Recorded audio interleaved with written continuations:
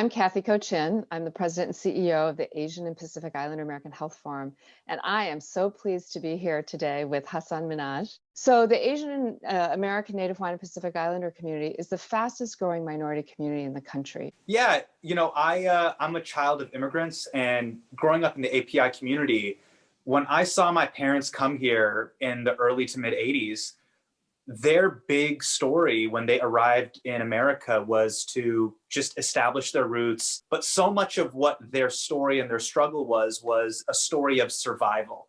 And they survived so that we could live. And I think part of what our journey now is, as we are living as American citizens, how are we going to empower our voices as members of American society, because we are naturalized citizens. And so one of the big things that I'm seeing with my generation is that we are actively starting to participate in politics and voting and actually joining the electoral process by running for office, which I think is incredible. These are things I never saw as a kid.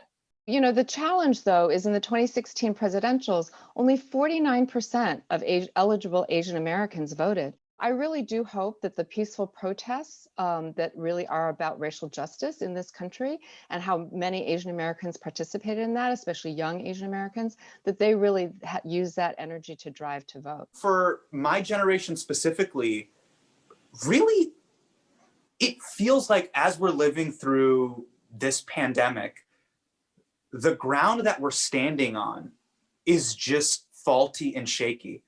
Economic stability, racial instability and injustice. For the longest time growing up, race in America was looked at through a black and white dichotomy. And we were kind of in the middle thinking, hey, where do we participate in this conversation?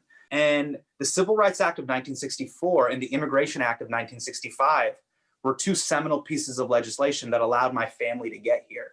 So Dr. King fought for immigrants like my dad to be able to come here in 1982. He actively fought for us to be here. So it is our job to participate not only in civic engagement, but racial and economic injustice, because that is what Dr. King wanted. It's so important for people to know what their voting rights are, that you have a right to a ballot in your own language, that there needs to be poll workers who speak your language, and that you can ask for voter registration forms and the ballot in your own language. For a lot of our families, we came from places in the world where there was not political or economic stability. That's right. I think the fight that we're having right now is for that stability, the reason why we came here, the stability in being able to trust the political process and the voting process. Look, I'm optimistic, Kathy. I think human beings are incredibly resilient. Our community is incredibly resilient. What we've been through, where we've come from, it's on us now. We have to actually be active participants in change at this point.